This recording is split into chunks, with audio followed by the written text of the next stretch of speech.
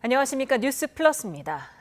내일 만료될 예정이던 김건희 씨의 구속 기한이 31일까지로 연장됐습니다. 김 씨는 내일 오후 2시 구속 이후 세 번째로 특검에 출석할 예정입니다. 취재기자를 연결합니다. 이미혜진 기자. 네, 서울 광화문에 있는 김건희 특검 사무실 앞입니다. 네, 김건희 씨 구속 기간이 열흘 연장됐군요. 네, 특검의 구속기간 연장 신청이 받아들여지면서 김건희 씨의 구속기한은 내일 자정에서 오는 31일까지로 늘어났습니다. 또 당초 오늘 예정됐던 조사는 김 씨가 건강상의 이유로 불출석 사유서를 내면서 내일 오후 2시로 미뤄졌습니다. 김 씨 측은 식사도 어려운 상태라며 오전에 구치소에서 진료를 받은 뒤 특검에 출석하겠다는 입장입니다. 내일 조사에선 건진법사와 통일교 관련 청탁 의혹을 주로 다룰 것으로 파악됐는데요. 앞선 조사에서 대부분 진술을 거부한 김 씨가 이번엔 입을 열지 주목됩니다. 이런 가운데 내일은 김건희 씨 측근으로 알려진 이종호 전 블랙펄 인베스트먼트 대표도 특검에 출석합니다. 다만 특검은 현재로서는 대질 신문은 고려하고 있지 않다고 일축했습니다. 예, 특검이 집사 게이트 중요 인물도 소환했지요? 네, 먼저 집사 게이트 관련 김혜성 씨 동업자 IMS 모빌리티 조모 대표가 오전 10시부터 특검 조사를 받고 있습니다. 지난 2일에 이어 18일 만에 두 번째 조사인데요. 특검은 IMS 모빌리티가 대기업으로부터 청탁성 투자를 받은 것으로 의심하고 있습니다. 조 대표는 오늘 출석에 앞서 취재진을 만나 IMS 모빌리티에 대한 기업 투자에 김건희 씨나 외부 개입은 없었다는 취지로 의혹을 부인했습니다. 특검은 오늘 조 대표를 상대로 대기업의 투자 경위와 김혜성 씨에게 흘러갔다는 33억 8천만 원의 행방을 물을 것으로 보입니다. 네, 통일교와 건진법사 청탁 의혹 수사 상황도 전해주실까요? 네, 내일 오전 10시 반 서울중앙지방법원에서 건진법사 전성배 씨의 구속 전 피의자 신문이 열립니다. 특검은 어제 전 씨에 대한 구속영장을 청구하면서 특정범죄 가중처벌법상 알선 수재와 정치자금법 위반 혐의를 적용했습니다. 통일교 측 현안 청탁과 함께 고가의 선물을 김건희 씨에게 전달했다고 의심하고 있는 건데요. 특검은 수사 과정에서 전 씨가 김 씨와의 친분을 이용해 금품을 수수한 혐의도 추가로 특정한 것으로 파악됐습니다. 이런 가운데 오늘 오전 한학자 총재의 비서실장이자 통일교 최상위 행정조직의 부원장을 지낸 정모 씨가 특검에 재출석했습니다. 그제 구속 기소된 윤영호 전 세계본부장은 앞서 청탁이 교단 차원에서 이루어졌다고 주장했는데 특검은 정 씨를 상대로 통일교 윗선의 개입 여부를 집중 추궁할 것으로 보입니다. 예, 국민의힘 당사 압수수색 영장 기한은 오늘까지인데 집행이 쉽지 않은 상황이죠? 네, 그렇습니다. 특검은 이번 압수수색이 자료협조 차원이라며 강제력을 쓰지 않고 진행하겠다고 강조해 왔습니다. 급습해 강행할 사항은 아닌 만큼 협의를 위해 노력하겠다는 입장을 거듭 밝혀왔는데요. 특검은 오늘 오후 정례 브리핑에서 입장 변화는 없다면서도 국민의힘 반발이 여전히 거세 협의가 잘 안 되는 상황이라고 난색을 보였습니다. 그런 만큼 오늘 압수수색 영장이 만료되더라도 당장 강제 집행에 나서기보다는 최대한 협의를 진행하면서 조만간 영장을 재청구할 것으로 보입니다. 지금까지 김건희 특검 사무실 앞에서 YTN 임혜진입니다. 내란 특검은 모레 윤석열 정부 2인자인 한덕수 전 국무총리를 다시 불러 조사하기로 했습니다. 한 전 총리에 대한 구속영장 청구도 검토하고 있는데 한 전 총리가 구속되면 계엄 선포 당시 윤석열 정부 국무위원 가운데 세 번째가 됩니다. 조성호 기자입니다. 특검에 두 번째 불려 나온 한덕수 전 국무총리는 16시간 넘는 고강도 조사를 받았습니다. 오늘 장시간 조사 받으셨는데 어떤 점 위주로 소명하셨나요? 여전히 내란에 가담하거나 동조하지 않았다는 입장이십니까? 특검은 모레 한 전 총리를 다시 한번 불러 조사하기로 했습니다. 앞서 특검은 한 전 총리에게 계엄 선포에 앞서 윤석열 전 대통령에게 국무회의 소집을 건의한 배경, 사후 계엄 선포문에 서명한 이유 등을 물었습니다. 특검팀은 한 전 총리가 대통령의 제1보좌기관이자 국무회의 부의장으로서 불법 계엄 선포 과정에서 제 역할을 하지 못했다고 의심하고 있습니다. 한 전 총리는 특검팀 조사에 진술 거부 없이 적극적으로 응한 걸로 전해졌습니다. 특검팀 관계자는 조사를 통해 일부 사실관계를 확정했고 일부 증거에 대한 판단도 강해졌다고 밝혔습니다. 그러면서 전체 분량의 60에서 70% 정도 진행된 걸로 안다며 추가 조사 필요성을 강조했습니다. 특검팀은 조사를 마치는 대로 구속영장을 청구하는 방안도 검토하고 있습니다. 다만 한 전 총리의 조사 협조 태도에 따라 달라질 수 있다는 여진 남겨뒀습니다. 한 전 총리가 구속되면 계엄 선포 당시 윤석열 정부 국무위원들 가운데 세 번째입니다. 특검은 민주당 김성회 의원을 참고인으로 조사하는 등 국민의힘의 계엄 해제 표결 방해 의혹을 확인하는 데도 수사력을 집중하고 있습니다. YTN 조성호입니다. 윤석열 전 대통령 변호인단은 특검의 공소장에 대해 장문의 정치 소설에 불과하다고 강하게 비판했습니다. 윤 전 대통령 변호인단은 특수공무집행 방해 등 혐의 재판 공판 준비 기일에서 재판부가 공소장 변경을 요구했다며 이같이 밝혔습니다. 변호인단은 공소장이 법정에서조차 지적받는 현실은 검찰과 특검의 권위가 무너지고 있다는 걸 상징한다고 강조했습니다. 검찰개혁 입법 시점을 놓고 당정 온도차에 이어 더불어민주당 내부에서도 이견이 표출되고 있습니다. 국민의힘은 검찰 개혁인지 개악인지 짚어봐야 한다며 속도에 치중하면 안 된다고 비판했습니다.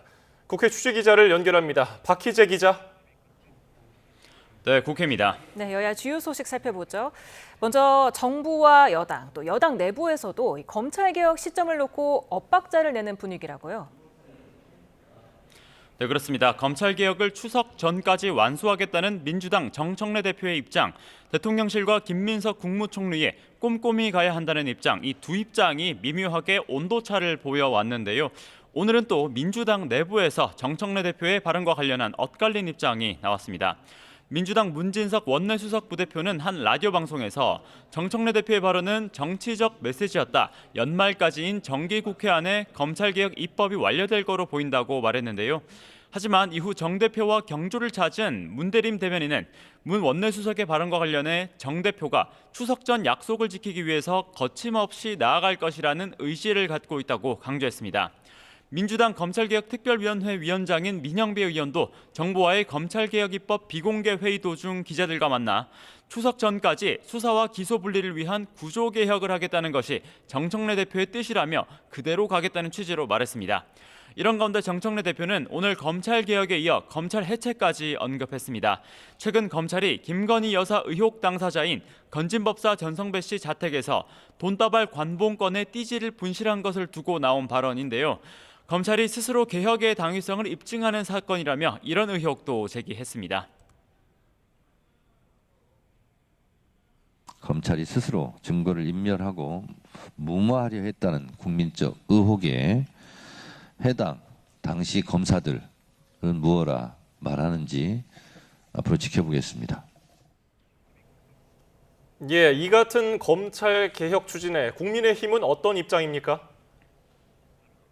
네, 국민의힘은 검찰 개혁인지 개악인지는 되짚어봐야 한다고 지적하고 있습니다. 송원석 비상대책위원장 겸 원내대표는 오늘 라디오 방송에서 검찰개혁 입법에 거듭 신중해야 한다고 지적했는데요. 이 내용도 들어보겠습니다. 지금 사실상 대한민국 어디에서도 제대로 수사를 하고 있는 데가 없단 말이에요. 수사권을 완전히 흐트러 놓으면 실질적으로 그 피해는 전부 우리 국민들한테 간단 말입니다. 이어서 특검에 대한 규탄 입장도 거듭 밝혔는데 당사 압수수색 영장 시한이 만료되는 오늘 당사 침탈이 다시 예상된다며 특검의 이와 같은 행위를 위법, 위헌 행위로 규정했습니다.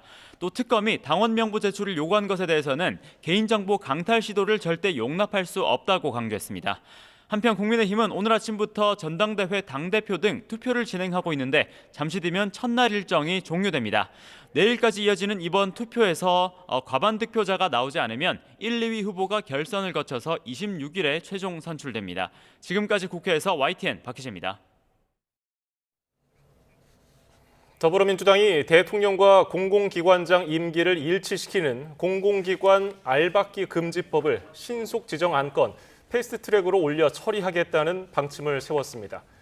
민주당 문진석 원내수석 부대표는 한 라디오에서 공공기관의 운영에 관한 법률 개정안을 오는 27일 본회의에 패스트트랙에 태워 처리하려 한다며 이같이 말했습니다. 그러면서 기재위 위원장이 국민의힘이라 상임위 통과가 어렵다면서 여야 합의로 처리하면 이상적이지만 야당 입장에서는 이 법을 통과시켜줄 이유가 없다고 패스트트랙 선택 배경을 설명했습니다. 예, 국민의힘 이미자 의원은 더불어민주당을 향해 국회 기재위는 여당의 들러리가 아니라고 비판했습니다. 국회 기재위원장인 임 의원은 SNS에 숫자만 믿고 입법 독주에 취해 있는 민주당에 경고한다며 이같이 적었습니다. 이어 민주당은 권력 유지를 위한 정쟁을 유발할 게 아니라 누가 더 국민을 위해 일하는지 경쟁하는 국회가 되도록 협조하길 바란다며 해당 법안에 대해 충분히 또 치열하게 토론해 나가겠다고 강조했습니다. 조국 전 대표는 특별 사면이 대통령 지지율 하락에 미친 영향이 n분의 1이라고 발언했다가 비판이 일자 조국 혁신당은 중요한 것은 미래라는 취지에서 나온 것이라고 해명했습니다. 윤재관 수석 대변인은 조 전 대표의 발언 진위는 그동안 있었던 과거의 일보다 앞으로 정치인으로서 어떤 행동과 모습을 보이느냐에 따라 달라질 것이라는 취지가 담겼다면서 이 점을 고려해달라고 말했습니다. 북한 김여정 노동당 부부장이 이재명 대통령의 실명을 거론하며 남북관계 개선을 위한 발언을 망상이라고 비난했습니다. 새 정부의 유화적 손짓이 계속되고 있지만 거듭 철벽을 치는 모습인데 남측과는 외교적으로도 상대할 일이 없다고 선을 그었습니다. 이종원 기자입니다. 북한 매체들은 김여정 노동당 부부장이 외무성 국장들과의 협의회를 열고 김정은 국무위원장의 대외정책 구상을 지도했다고 보도했습니다. 이 자리에서 김 부부장은 새 정부의 남북관계 개선 조치를 기만이자 생색내기로 규정하고 악취 풍기는 대결 본심은 꽃보자기로 감싸도 자루 속의 송곳을 감출 수 없다며 불신을 드러냈습니다. 그러면서 이재명 대통령의 실명을 거론했는데 작은 실천들이 조약돌처럼 쌓이면 상호 간의 신뢰가 회복될 것이고 또 평화의 길도 넓어져서 남북이 함께 성장할 수 있는 그런 토대도 마련될 것입니다. 이 발언 등을 가리켜 망상이고 개꿈이라고 쏘아붙였습니다.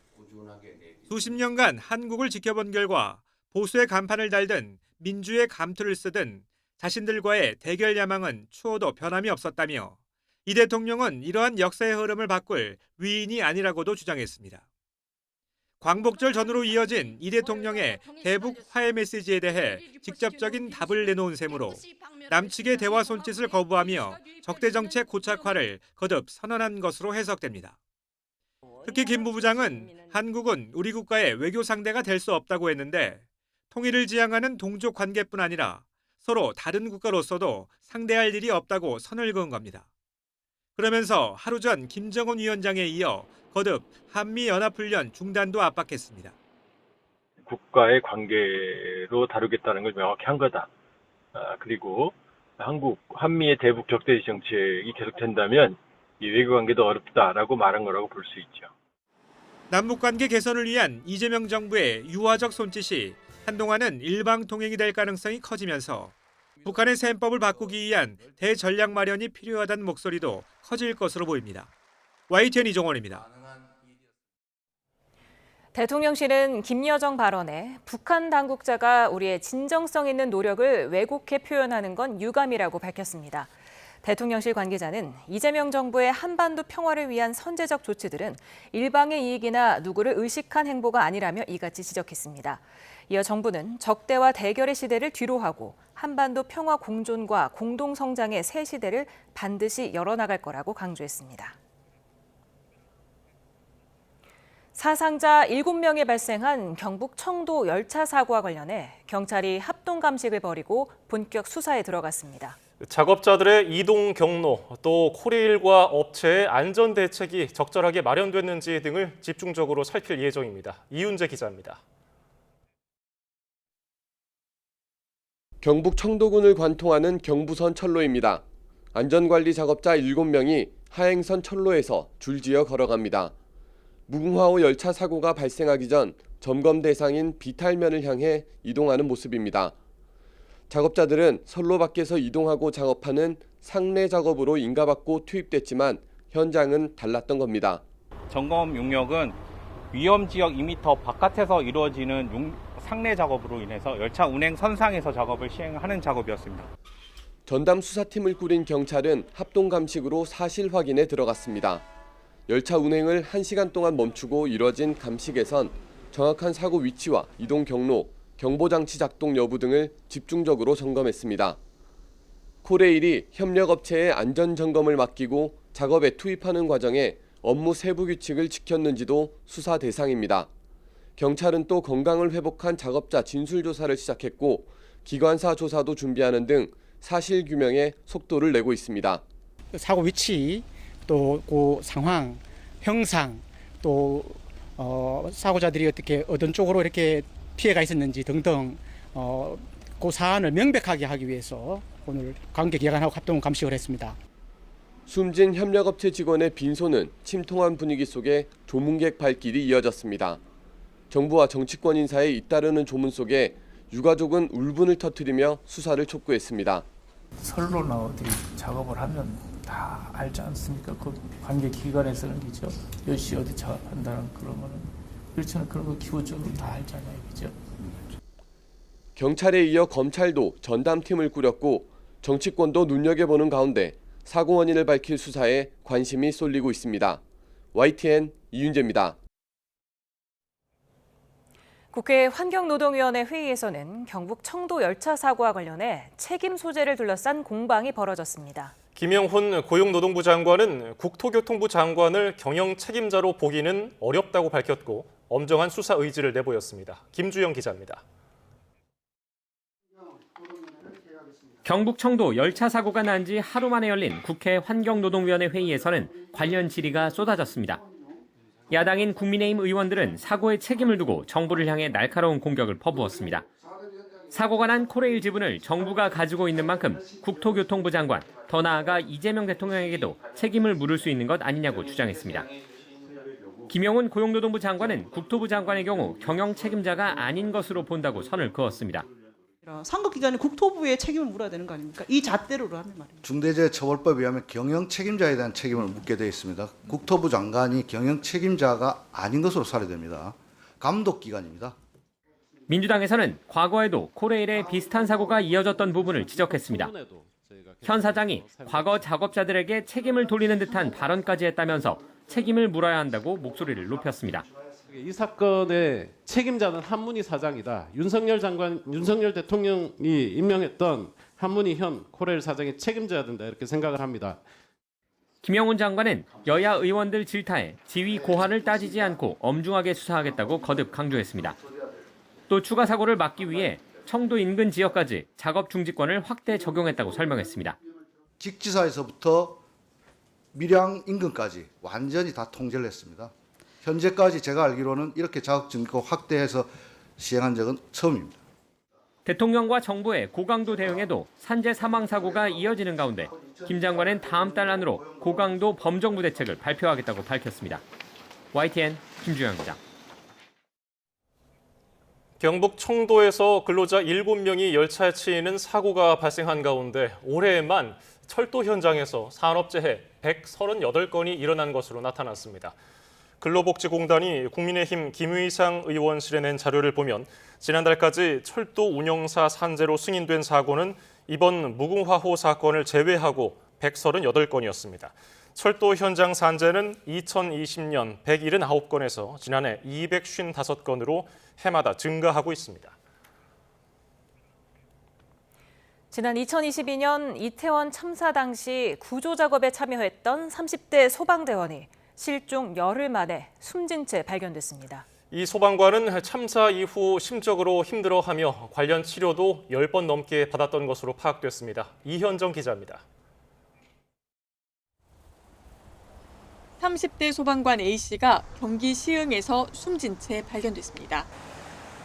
지난 10일 새벽 남인천 요금소 근처에 차량과 휴대전화를 버리고 자취를 감춘 지 열흘 만입니다.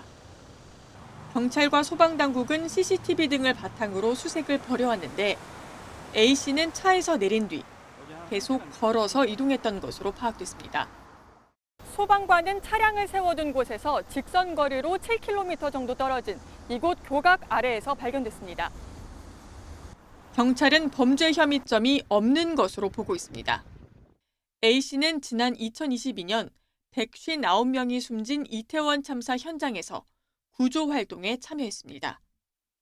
이후 모두 12차례 긴급 심리 상담과 관련 치료를 받았는데 앞서 A씨 동생은 YTN에 형이 오랫동안 우울증으로 힘들어했다고 전했습니다.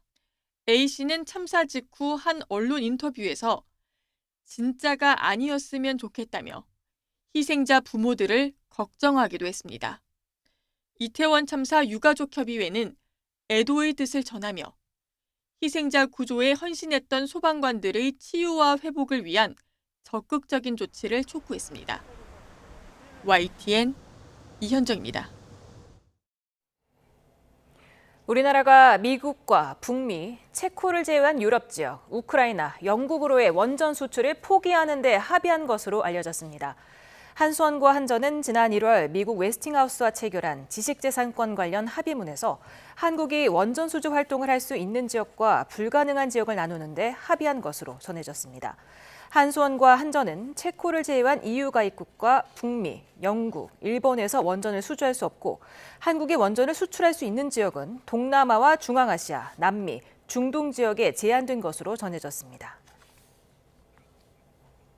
더불어민주당은 한수원과 한전이 올해 초 미국 웨스팅하우스와 맺은 합의로 신규 원전 수주 활동이 제한됐다는 소식이 알려진 데 대해 매국적 합의라고 강하게 규탄했습니다. 황명선 최고위원은 이 협정은 반드시 파기, 재협상돼야 하고 책임자에 대한 철저한 조사와 문책이 필요하다고 말했습니다. 문진석 원내 수석 부대표도 한 라디오에서 반드시 국회 차원의 진상조사, 국정조사가 필요하다고 강조했습니다. 25일 열릴 한미 정상회담에서 한수원과 미국 웨스팅하우스의 합작 투자 설립을 포함해 한국 원자력 산업의 미국 시장 진출 방안이 논의될 것으로 알려졌습니다. 국민의힘 소속 국회 산업통상자원 중소벤처기업이 관계자는 어제 국회에서 한수원 사장과 산업부 장관, 이철규 위원장, 여야 간사 등이 모인 자리에서 이런 언급이 있었다고 밝혔습니다. 이어 이는 현 정부만의 성과가 아니라 앞선 정권 때부터 해오던 노력의 결과물이라고 강조했습니다. DL건설이 시공을 맡은 공사 현장에서 작업자가 추락해 숨진 사고와 관련해 경찰과 고용노동부가 강제 수사에 나섰습니다. 최근 노동 현장 사망 사고가 잇따르는 가운데 당국은 압수물을 분석해서 수사에 속도를 낼 방침입니다. 윤태인 기자입니다. 지난 8일 경기 의정부시 신곡동 아파트 신축 공사 현장에서 작업자 한 명이 추락해 숨진 사고와 관련해 경찰과 고용노동부가 압수수색에 나섰습니다. 시공을 맡았던 DL건설과 사고가 난 현장 사무소 등 모두 4곳에 경찰과 근로감독관 30여 명이 투입됐습니다. 사고 당시 작업이 어떻게 이뤄졌는지 알 수 있는 문서 등을 확인하기 위해 사고를 목격한 작업자의 집에 대해서도 압수수색이 진행됐습니다. 숨진 노동자는 아파트 외부 6층에서 그물망을 제거하다가 지지대가 무너지며 추락한 것으로 파악됐는데 당시 안전고리를 외부에 고정하지 않은 채 작업했던 것으로 조사됐습니다. 경찰 등은 압수한 자료를 바탕으로 안전조치가 제대로 이뤄졌는지 등을 확인할 예정이라며 안전관리 체계 전반을 살펴 사망사고가 나게 된 구조적, 근본적 원인을 확인할 방침이라고 설명했습니다. 경찰은 업무상 과실치사 등의 혐의로 DL건설 등 공사 관계자들을 입건해 수사하고 있습니다. 고용노동부도 산업안전보건법과 중대재해처벌법 위반 여부를 들여다보고 있습니다. 당국은 조사 결과에 따라 관계자 추가 입건 여부를 결정할 계획입니다. YTN 윤태인입니다.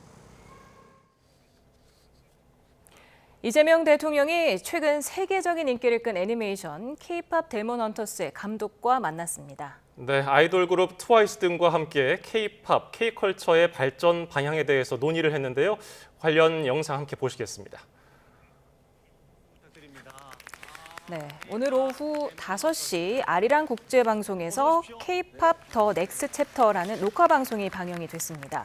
이재명 대통령은 이 TV 프로그램에 출연을 해서 넷플릭스 애니메이션 영화 K-팝 데몬 헌터스 감독 그리고 그 해당 영화의 OST를 부른 걸그룹 트와이스 멤버들과 K-팝 산업의 미래를 논의했습니다. 예, 음악 프로듀서 겸 DJ, RT 그리고 김영대 평론가도 출연을 했고 진행은 장성규 씨가 맡았습니다. 주제는 K-팝의 현재와 앞으로의 비전이었습니다. 관련된 발언을 함께 들어볼까요? 박수 부탁드립니다. K-팝 데몬 헌터스를 연출한 매기강 감독님 어서 오세요. 안녕하세요. 매기강입니다. K-팝 산업 그 현장의 목소리를 직접 듣기 위해서 이재명 대통령께서 자리해 주셨습니다. 어서 오십시오. 네, 반갑습니다. 그걸 모르면 되겠습니까? 오, 뭘까요? 캐데몬이라고. 캐데몬이요? 캐대헌. 박수 한번 부탁드립니다. 근데 딴 얘기 잠깐 하면 그 도깨비 있잖아요. 예. 요즘 그 좀비는 좀 너무 잔혹하잖아요, 그죠? 그 비슷한데 도깨비 괜찮을 것 같아요. 언제 한번 도깨비로 그렇죠. 한번. 네. 도깨비 영화요. 약간 도깨비. 좀비 스타일로. 네. 아니 좀비 스타일 말고. 좀비 스타일 좀 아니고. 유머러스하게. 어떻게 지금 제안을 도깨비 버전으로 도깨비 버전으로 안 하시면 큰일 날 수도 있는데. 네, 만들겠습니다. 우리 제작진을 적극 고려해 보는 거예요. 프로듀스로 하실래요? 우리 결정을 하는 걸로. 함께 고민해 주실 수 있으실까요? 뭐 제일 인상적인 건 역시 저기 호랑이. 더피라고 이름 붙였다고 네, 그러대요. 더피. 네, 근데 이 호랑이하고 또 하나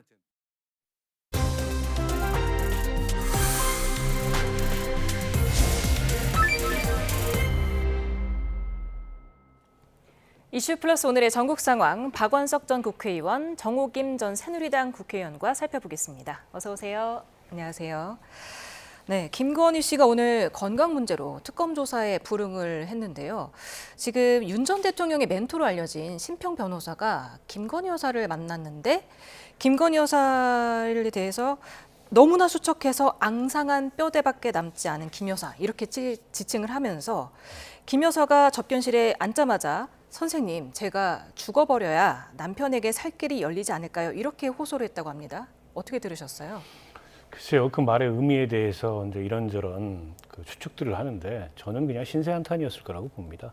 어쨌든 심평 변호사는 대통령 부부의 전직 대통령 부부에게 좀 우호적인 분이고 일종의 이제 메신저 역할을 지금 뭐 의도했는지는 모르겠지만 하고 있는 그런 상황이잖아요. 근데 그렇다 보니까 한편으로는 반갑기도 할 거고 또 한편으로는 지금 답답한 상황에 대해서 좀 토로하는 그런 차원의 얘기가 아닌가 싶습니다. 물론 이제 심평 변호사 그동안에 그 일종의 이제 메신저 역할을 하면서 조금 과장된 듯한 이제 그런 얘기들도 있었어요. 특히 이제 윤 전 대통령 지난번에 만나고 와서 윤 전 대통령이 무슨 박스 같은 데다가 올려놓고 밥도 먹고 책을 읽을 때 책을 읽을 수도 없고 근데 이제 사실 구치소 수감 현실하고 조금 많이 다른 얘기를 했었거든요. 이번에도 약간 이제 그런 점을 감안해서 들어야 될 것 같고요. 근데 건강이 뭐 많이 안 좋다고 알려져 있습니다. 오늘 이제 그런 이유로 출석도 하지 않았고 내일 출석을 할 것으로 보이긴 하지만 이제 건강 상태 때문에 장시간 조사를 받지 못하는 상황도 있다고 특검 측에서 설명을 하기 때문에 그런 점은 뭐 본인도 주의를 기울이겠지만 교정당국에서도 상당히 주의 깊게 살피고 있지 않을까 싶습니다. 예. 심평 변호사 얘기를 보면은 김건희 씨가 한동훈 전 대표에 대해서 배신했다는 뉘앙스로 또 얘기를 했다는 거예요. 이게 지금 뭐 전당대회라든지 당내에 어떤 영향을 미칠까요? 그래서 이제 아마 한동훈 대표가 탄핵에 찬성을 하고 또 소위 친한계라고 하는 의원들이 탄핵에 동조해서 이런 상황이 벌어졌다라는 김건희 씨 개인의 어떤 그 인식을 그대로 아마 심평 변호사에게 전한 것 같은데요. 그만큼 그 본인이 정치인이 아니고 본인이 국민으로부터 선택받은 사람이 아니기 때문에 애초에 정말 내조만 했으면 어땠을까라는 안타까움에 더해서 한 가지를 모르고 있는 것 같습니다. 그러니까는 실제로 우리가 과거 역사를 볼 때 12.26 때도 그랬고요. 6.29 때도 그랬고 또 2017년에 그 탄핵 과정에서도 그렇고요. 의석수의 문제 이전에 국민 여론과 국민의 생각이 굉장히 중요하게 작동을 하는 거예요. 그렇기 때문에 국민을 대표하는 국회의원들로서는 그것을 외면할 수가 없는 그런 상황이었거든요. 그리고 가정법적으로 만약에 한동훈 당시 대표가 여기서 그 계엄이라든지 탄핵에 대해서 상당히 상식적인 생각을 안 했다면 아마 지금 국민의힘이 내란 정당으로 몰려서 그 운명이 어떻게 됐을지도 모르는데 본인의 개인적인 처지에 대해서만 너무 매몰되어 있다라는 생각이 들고 본인이 죽어버려야 남편에게 살 길이 열리지 않을까라는 절박한 심정이 있었다면 애초에 계엄할 때 좀 뜯어 말리지 그랬을까라는 생각마저 듭니다. 네. 앞서서 사실 지난 14일 조사를 받던 도중에도 변호인에게 내가 다시 남편과 살 수 있을까? 다시 우리가 만날 수 있을까? 이런 또 회한 섞인 발언을 또 하기도 했었는데 오늘 이번 발언에 대해서 박수현 민주당 대변인이 눈물샘을 자극하면서 시간을 끄는 법꾸라지식 회피다. 또 이렇게 비판을 했네요. 근데 뭐 그게 지금 통하겠습니까?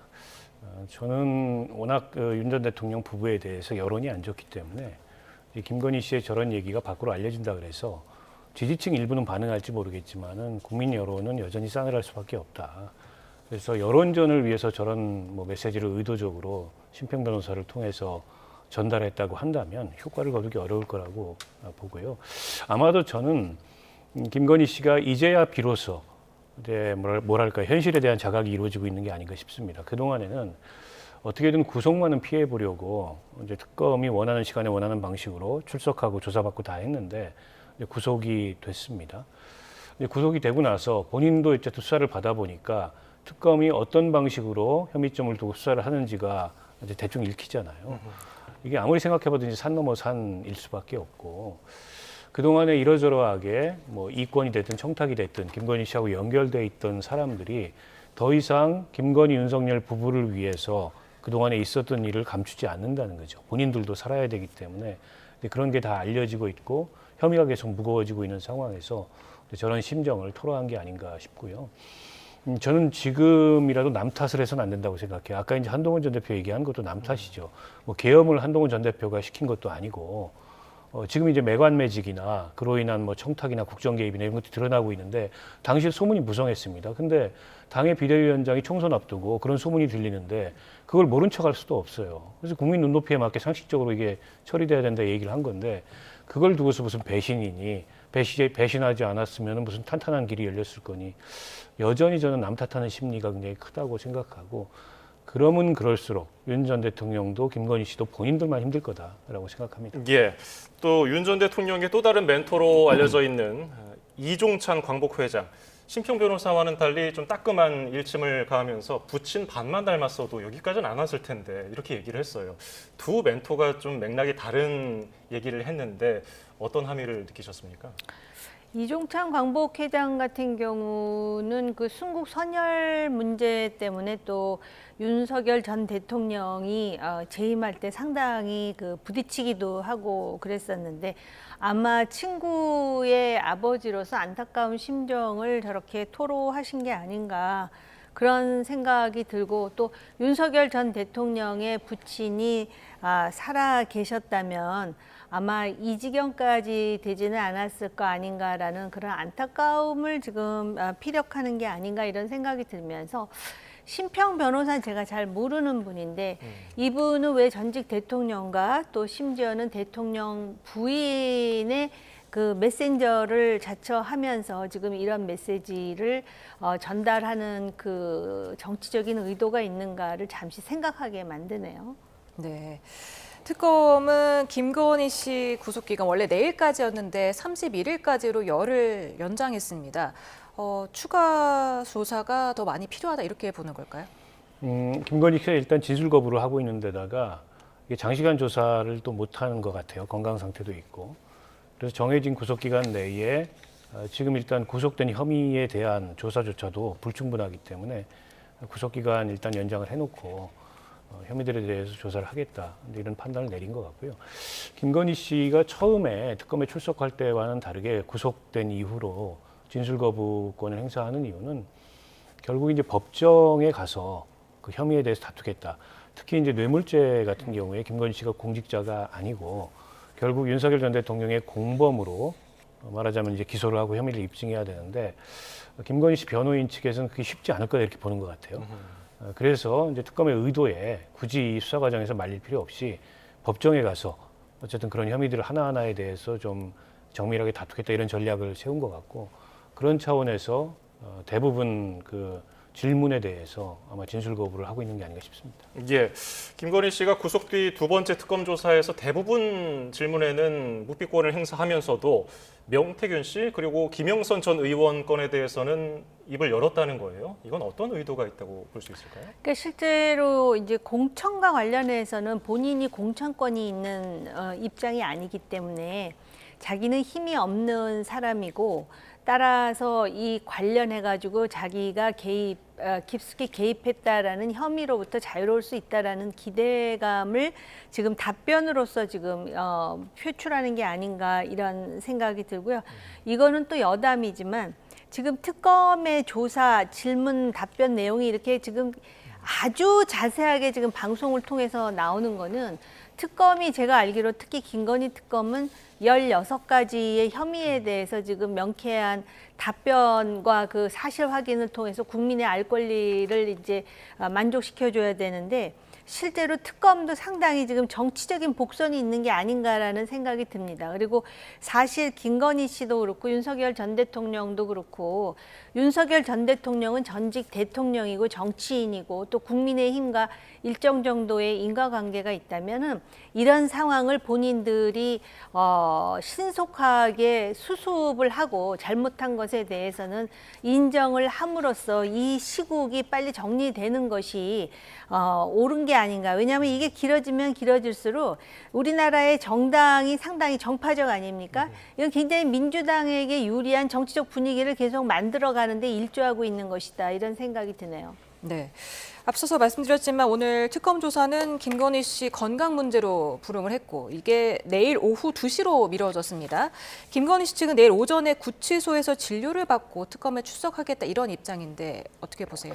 네, 뭐 내일 출석은 할 것 같고요.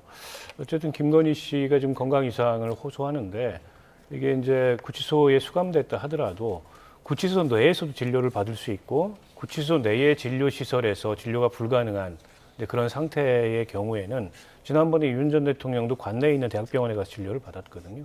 그래서 이렇게 관내에 있는 병원에 가서 진료를 받을 수도 있기 때문에 건강 상태가 그냥 방치되는 건 아닙니다. 김건희 씨 같은 경우에 특히 지금 이 식사를 잘 못한다. 여러 가지 이제 심리적인 요인도 있을 거고 또 본인이 이제 우울증을 앓고 있다고 하는데 그 영향도 있을 거고 그래서 이제 식사를 못하기 때문에 이게 장시간 조사나 이런 것들이 좀 어렵다 이렇게 얘기를 하고 있는데 그러면서 다른 한편으로 얘기하는 게 의도적으로 이게 식사를 거부하는 건 아니다, 단식을 하는 건 아니다 또 이런 말을 덧붙였어요.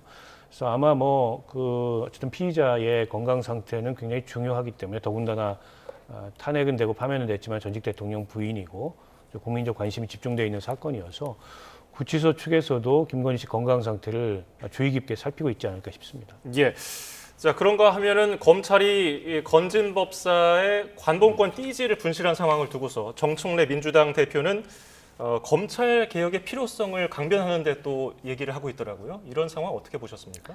그러니까 그 띠지 자체가 없어졌다라는 게 참 황당한 일이 아니겠습니까? 8개월 전에 이제 확인이 돼가지고 그동안 누군가가 중간에 한번 이렇게 그 소위 검토 내지는 뭐 챙겨보지 않아서 그랬는지는 모르지만은 띠지 자체가 증거인데 띠지만 없어졌다라고 하는 거는 민주당으로 하여금 검찰 개혁하는 데 있어서 굉장히 편리한 어떤 그런 빌미를 제공했다라는 점에서 정청래 당대표는 저렇게 호언하고 있는 것이 아닌가 생각하고요.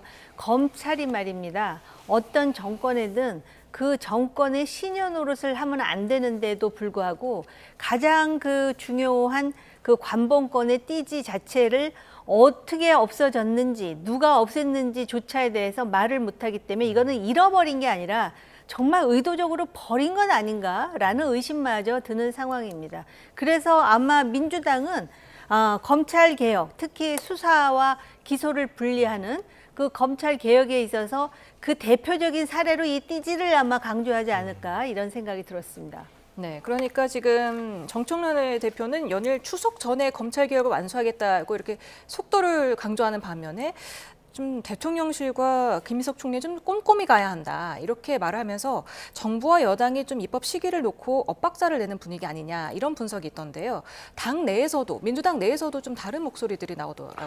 그러니까 어제 이제 김민석 총리 강훈식 비서실장 발로 이제 대통령의 의중이 전달이 됐는데 어쨌든 검찰 개혁은 신중하고 꼼꼼하게 그리고 부작용 없이 그렇게 가야 된다라는 게 이제 대통령의 의중이라는 점이 전달이 됐습니다. 그동안에 이제 민주당 내부에서 정청래 대표를 필두로 추석 전 검찰 개혁 완료, 검찰뿐만이 아니고 3대 개혁 완료 해서 굉장히 속도전을 강조했는데 그와는 조금 결이 다른 목소리, 그러니까 속도 조절을 주문하는 이제 그런 목소리라고도 볼 수 있을 것 같고요. 왜냐하면 이게 이제 검찰 개혁이라는 게 무슨 정치적 의지로만 되는 게 아니고 제도, 결국엔 입법을 통해서 돼야 되는 거고 그 부작용이 없어야 됩니다. 그러니까 문재인 정부 시절에 검수완박을 한 이후에 물론 그게 윤석열 정부 들어서 대부분 시행령으로 검수 원복이 되긴 했습니다만 검찰의 직접 수사권을 인위적으로 나누는 과정에서 여러 가지 문제들이 발생을 했습니다. 그래서 그 피해가 고스란히 이제 국민들한테 온다 이런 평가가 있거든요. 국민들 입장에서 굉장히 중요한 사건 처리나 이런 것들이 지연되고 있고 기대했던 어쨌든 국가수사본부의 수사력이나 이런 것들이 뒷받침되지 않음으로 인해서 준비되지 않은 검수완박이 의도하지 않은 그런 부정적 영향을 초래했다 이런 평가가 있습니다. 그런 점을 충분히 저는 의식할 수밖에 없다고 생각해요. 왜냐하면 이번에 검찰개혁을 했는데 또 그런 부정적인 평가가 나온다면 검찰개혁 자체에 대해서 또 이제 국민적인 어떤 비판이나 이런 것들이 직면할 수 있어서 이번만큼은 신중하고 완벽하게 제도 개혁을 해야 된다. 저는 그게 맞다고 보고요. 아마 이제 정청래 대표도 그동안에는 속도전을 강조했는데 대통령실이나 정부의 저런 입장이 전달된다면 당으로서도 그 의사를 감안하지 않을 수 없을 것 같고요. 그리고 당내에서도 이렇게 그냥 너무 서두르는 그런 입법이 초래할 수 있는 여러 가지 부작용들에 대해서 우려하는 목소리가 나올 수밖에 없다고 봅니다. 예. 그리고 이번에 이재명 대통령 취임 기념해서 우표가 나오는데 우표 사진이 또 화제를 낳고 있습니다. 저희가 사진을 준비했는데요. 함께 좀 볼까요?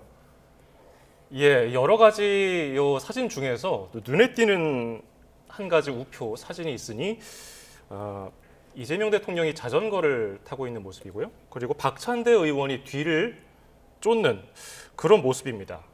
자, 밑에서 오른쪽에서 두 번째 있었네요. 예, 그 사진을 좀 멈춰서 보면 좋겠는데요. 지금 준비가 일단 안 됐으니까 예전에 그 전당대회 과정에서 이재명 대통령의 그 명심이 박찬대 당시 후보를 향한 게 아니었냐 이런 얘기가 있었기 때문에 저 지금 자전거 타고 있고 뒤쪽에 박찬대 의원이 따르는 모습 이게 지금 관심을 끌어요. 어떻게 보고 계세요? 원래 정청래 대표가 보궐선거로 당대표가 됐기 때문에 내년에 다시 한번 이제 그 전당대회를 해야 합니다.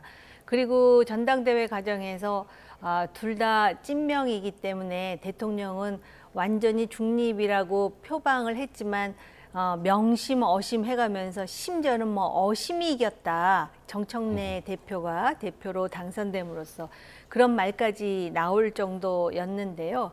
그 내부 사정은 훨씬 더 예민한 것 같다라는 느낌이 들고 사실 또 이재명 대통령은 본인의 의원실을 박찬대 의원에게 승계를 했습니다. 이게 뭐 소위 국회 사무처에서 한 건지 모르지만 우연의 일치치고는 너무나 그렇고요.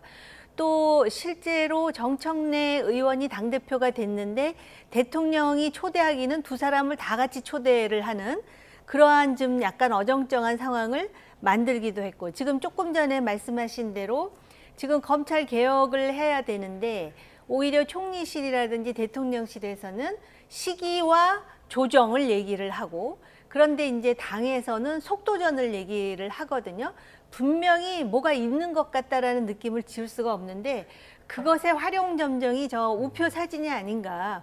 왜 그 수많은 의원들 중에 박찬대 의원이 그렇게 그 자전거를 탄 이재명 대통령의 뒤에서 저걸 보면은 저런 생각을 안 갖는 사람도 아, 명심은 확실하게 박찬대이구나라고 아주 그냥 도장을 찍듯이 그래서 좀 우스웠습니다. 네, 지금 취임 100일을 맞아서 발행되는 기념 우표첩이 2만 부가 사전 예약 판매분이 지금 반나절 만에 완판이 됐다고 합니다. 지금 조금 전에 보여드린 우표 15장 중에서 지금 김혜경 여사 외에 지금 같이 나온 게 지금 박찬대 의원, 그 의원 중에는 유일하게 포함이 됐는데 어떻게 보셨어요? 그러니까 이제 저 사진들이 이번에 우표 출시를 위해서 새로 촬영한 사진이 아니고 그동안에 이제 활동 과정에서 찍었던 사진들을 모아서 그중에 골라서 아마 이번에 기념우표로 발매하는 것 같은데 당연히 이런 논란이 나올 걸 예상을 못했겠습니까?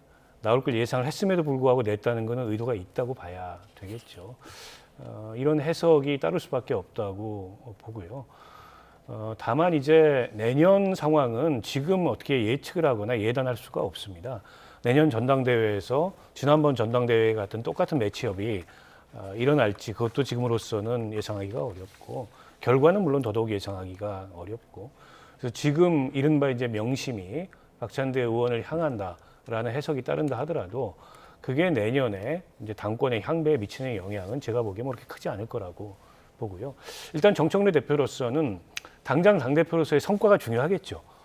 그게 이제 개혁 입법을 얼마나 원활하게 처리하는지도 하나의 지표일 거고 그리고 지금 이른바 내란 정식, 내란 척결 이걸 내세우고 있는데 당원이나 지지자들이 느끼기에 이제 만족한 뭐 내란 정식의 모습을 만들고 싶어 할 거고 무엇보다 내년 지방선거를 승리로 이끌므로써 다음 이제 정치적 행보의 발판을 쌓고 싶어 할 텐데 그 과정에서 당정 간에 약간은 좀 불협화음이나 엇박자가 날 수 있는 소지가 있는 게 최근에 지지율이 떨어지고 있잖아요. 근데 정청래 후보는 대야 강경 노선을 계속 유지하고 있어요. 송원석 원내대표하고 만나서 옆자리에 앉아가지고 악수도 안 하고 다소 국민들이 보기에 조금 뭐랄까요 좀 유치하기까지 한 이런 모습이 연출이 됐는데 그게 과연 대통령이 추진하는 국정운영 방향하고 부합하느냐 일치하느냐 이제 이런 논란이 나올 수밖에 없고 저는 개혁 입법에 대한 속도 조절 주문 속에는 이제 그런 어떤 당정 관계에 있어서의 약간의 뭐랄까요 좀 통일되지 않는 그런 이제 분위기도 일정하게는 좀 포함이 되어 있는 게 아닌가 싶습니다. 예, 그러면 국민의힘 상황 어떨까? 이제 신임 당대표가 이르면 22일, 오는 22일에 뽑힐 수도 있는데 이번에 관전 포인트라고 할까요? 어떤 점을 눈여겨봐야 할까요? 그러니까 한 번에 끝날지 결선으로 갈지 그거 외에는 뭐 너무 예상대로 지금 그 진행되고 있는 데다가 축제 분위기라기보다는 혹시나 했는데 역시나라는 실망감을 많이 주고 있기 때문에 그 부분을 봐야 될 것 같습니다. 그러니까 1등 후보가 50%를 넘는지 아니면은 결선으로 가는지. 왜냐하면은 사실은 개혁을 주장했던 소위 지금 뒤처지는 두 후보가 그래도 단일화도 하고 당을 위해서 이렇게 살신성인하는 모습을 좀 보여주는 그림을 원했는데 그거는 이미 물 건너간 것 같습니다. 네, 어제 당대표 후보 4명의 마지막 TV 토론회가 있었습니다. 어떤 발언들이 오갔는지 주요 발언 들어보겠습니다. 인권 침해에 대한 진상조사위원회를 저는 당대표가 되면 즉시 구성을 해서 윤석열 대통령에 대한 인권 침해가 뭐가 있었는지. 윤석열 전 대통령에 대해서 자꾸 너무 지나치게 하시는데요. 우리나라는 민주주의 국가지 윤주주의 국가가 아니지 않습니까? 국회에서는 여당과 야당이 협치를 해야만 합니다. 그를 위해서 손을 잡을 겁니다. 내년 재보궐선거 후보 공천을 하실 수 있게 된다면 누구를 공천하시겠습니까? 1번 한동훈 전 대표, 2번 전한길 씨입니다. 하나, 둘, 셋 들어주십시오. 전한길 씨는 탄핵 때부터 우리 당을 위해서 우리 당과 함께 열심히 싸워온 분입니다. 네, 장동혁 후보가 사실은 친한계였지 않습니까? 근데 전한길 씨에게 공천을 주겠다 이렇게 얘기를 했네요. 그러니까 좀 정치가 흔히 비정하다 이런 얘기를 하는데 또 이제 상황에 유불리에 따라서 입장이 바뀌기도 합니다만 장동혁 후보의 저런 변신은 굉장히 놀랍죠. 물론 이제 지금 장동혁 후보가 전당대회에 출마해서 선명성 경쟁을 하고 있고 그런 차원에서 전한길 씨 손을 잡는 게 전당대회에 유리하다 이런 판단을 할 수 있어요. 그러나 이제 한동훈 전 대표는 직전까지 당대표 지내기도 했고 또 본인이 그 러닝메이트로 수석 최고위원으로 출마했고 여전히 당 안팎의 정치적 기대가 남아있는 정치인인데 그런 정치인을 두고 부정선거 음모론, 윤호개인 이거 얘기하는 사람을 공천하겠다는 게 상식적인 인식은 아니죠. 과유불급이라는 말이 있잖아요. 저는 최근에 이 장동혁 후보의 전한길 씨와의 관계를 보면 과유불급이라는 말이 떠오릅니다. 오히려 김문수 후보는 조금 거리를 두고 물론 전한길 씨가 장동혁 후보를 공개 지지하는 것에 대한 불쾌한 반응이기도 했지만은 만약에 결선 간다고 특히나 이제 두 반탄 후보가 결선 간다고 생각했을 때 안철수 후보나 조경태 후보를 지지했던 표들 중에 상당수가 기권한다 치더라도 기권하지 않는 표심이 그럼 어디로 가겠습니까? 전략적으로 봤을 때도 그다지 그렇게 본인에게 좋을 것 없는 이제 그런 행보를 계속하고 있어서 글쎄요, 뭔가 이게 좀 너무 치우쳐 보인다 이런 느낌을 계속 줍니다. 조경태 후보가 6선인가요? 지금 네. 현역 의원 중에 가장 네. 높은 선인데 장동혁 후보에게 정치 잘못 배웠다면서 좀 쓴소리를 했어요. 어떻게 보셨습니까? 제가 생각할 때도 잘못 배운 것 같습니다. 그러니까 정확하게 지금부터 1년 전이라면 전한길, 한동훈 중에 누구 뽑을래 그러면은 상상할 수 없는 일이죠. 그때는 아마 막 전당대회를 끝내고 한동훈 대표 체제 하에서 수석 최고위원을 하지 않았습니까? 여자의 변신은 무죄라고 하지만 정치인의 변신에 대해서 과연 유권자들이 무죄라고 관용을 해줄지에 대해서 그리고 한국 국민들의 정치에 대한 감각이라든지 인식이라는 거는 사실 전 세계적으로 보더라도 상당히 높은 수준에 있기 때문에 이 전당대회 끝나고 향후의 어떤 그 정치적 일정에 있어서 어떤 상황이 도래할지에 대해서 쉽게 예단하는 거는 금물이다 이렇게 생각이 들고요. 아무튼 이번 전당대회의 결과는 좀 표현은 뭐하지만 보나마나한 것이고 제가 볼 때 이러한 분위기가 내년 지방선거까지 가는데 흥미로운 건 말입니다. 이렇게 사람들은 이런 걸 갖다가 이제 죽을 쓴다라는 표현도 쓰는데요. 그럼에도 불구하고 대통령 취임한 지 몇 달 되지도 않았는데 지난 여론조사를 보니까 국민의힘이 6% 올라간 거로 돼 있더라고요. 그게 또 무엇을 뜻하느냐? 결국은 정권을 잡은 책임 공당이 잘 못한다 그러면은 거기에 대해서도 심판할 준비가 되어 있을 뿐만 아니라 하시라도 심판하는 대한민국의 여론이다. 이런 부분을 좀 진지하게 받아들여야 될 것 같다라는 생각이 듭니다. 네. 지금 최근 정청래 민주당 대표는 계속해서 국민의힘 지도부를 패싱을 하고 있고 송원석 비대위원장도 자신도 사람과 악수하겠다면서 이제 정청래 대표와는 눈도 안 마주치는 상황인데 지금 안철수, 조경태 후보 근데 찬탄파는 정청래 대표에게 손을 내밀 것이다라고 답을 했고 반탄파 김문수, 장동혁 후보는 X 팻말을 들었습니다. 이 부분은 어떻게 보셨어요? 그러니까 이제 그런 두 분 중에 한 분이 당대표가 되면 이제 여야 관계가 전혀 회복이 안 되고 이제 국회에서 정치가 공전하는 그런 상황이 되겠죠. 그러면 이제 힘으로 대결하는 밖에 남지 않고 여당은 일방 처리하고 야당은 뭐 효과도 없는 필리버스터하고 이게 이제 일상적인 장면이 될 텐데. 근데 이재명 대통령이 그 점에 대해서 굉장히 조금 제가 보기에는 마뜩지 않을 겁니다. 왜냐하면 대통령이 되면 아무리 여당이 다수의석을 갖고 있다 하더라도 야당을 포함해서 국정 운영에 성과를 냈을 때 그게 가장 모양이 좋거든요. 그런데다가 이재명 대통령은 뭐 협치, 포용, 통합 이런 이제 가치를 시사를 했어요. 그리고 적극적으로 야당 대표들과 만나고 소통할 의사도 표현을 했고 아마도 이번에 야당 전당대회가 끝나면 야당 대표를 이재명 대통령이 한번 불러서 만나지 않을까 저는 그렇게 예상을 하는데 결국 그러면 전 대통령께서 좀 풀어주셔야 된다라는 생각이 듭니다. 여야 대표를 한 자리에 모아서 협치도 당부하고 뭔가 서로 간에 좀 생산적인 그런 국회 운영을 당부하는 모습이 지금 이 경직되어 있는 여야 관계를 풀 수 있는 거의 유일한 길이 아닌가 싶고 정청래 대표 스타일로 봐서 본인이 꺼내는 얘기가 있는데 본인이 꺼냈던 얘기를 접고 이게 대야 관계에 있어서 유화적인 모습으로 갑자기 돌아서기가 어려울 거예요. 그러니까 정청래 대표한테도 일정하게는 좀 명분을 줘야 되거든요. 그런 거를 대통령실에서 좀 적극적으로 고려를 해주셨으면 하는 생각입니다. 예. 또 정 의원께 좀 불편한 질문을 드려보면은 송원석 비대위원장이 지금 언론과 방송이 전환길 불씨를 키웠고 그로 인해서 여당 이슈가 죽었다고 얘기를 했어요. 이번 이른바 전환길 불씨 이런 책임 어디에 있다고 봐야 할까요?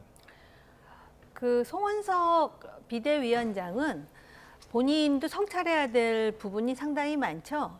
무엇보다도 그 지난 원내대표 선거할 때 본인이 친윤이라고 불리우는 거에 대해서 굉장히 불쾌감을 표출을 했는데 실제로 친윤 아니야? 라는 생각을 하게끔 만들었을 뿐만 아니라 정무적으로 보더라도 그 대통령의 사면 과정에서 실제로 그 죄질이 썩 그렇게 좋다고 할 수 없는 정치인들의 명단을 텔레그램으로 대통령실 비서실장에게 보내는 것이 포착이 되는 그럼으로써 상당히 그 신뢰와 권위가 떨어진 상태이고요. 그 다음에 이 전환길 씨에 대해서도 비대위원장으로서 신속하게 징계라든지 제재를 가하지 않고 이거를 시당으로 넘겼다. 이런 식으로 하면서 시간을 지체한 장본인도 제가 알기로는 송원석 원내대표 아니겠습니까? 그래서 그런 점에서 저는 좀 안타깝게 생각을 하고요. 이왕 말씀 나온 김에 정청래 대표는 집권 여당의 대표입니다. 그런데 마치도 소 닭 보듯이 저러고 앉아있는 모습을 유권자들이 원할까 싶기도 하고요. 결국은 정치인들에 대해서 세비도 주고 정당 보조금도 주고 다 국민의 혈세로 하는 건데 저런 모습을 보이라고 혈세를 내는 건 아닐 거라고 보이거든요. 그래서 일단 1차적인 책임은 여당 대표에게 있다고 보이고요. 그다음에 야당 대표가 비록 소수 정당이라 하더라도 이제는 대한정당으로서의 새로운 모습을 보여야만 한다라고 호소합니다. 네. 지금 국민의힘에서는 모레 전당대회에 전환길 씨 출입을 금지한다고 했습니다. 앞서서는 경고라는 경징계를 받았는데 이 부분은 어떻게 보셨어요? 그러니까 그 금지 조치는 지난번 대구에서의 그 전환길 씨 그 행동이 있은 이후에 내려진 거고 그와 별개로 윤리위에서는 굉장히 가벼운 경고라는 징계가 내려졌는데 전환길 씨가 김문수 후보 찾아가지고 본인도 20일 날 참석하게 해달라고 했습니다만 송원석 지도부가 그걸 바꿀 가능성은 없어 보이고요. 근데 저는 송원석 그 원내대표가 오늘도 여러 방송에 나오셔서 전환길 씨 관련해서 언론 탓을 했는데 그게 어떻게 언론 탓입니까?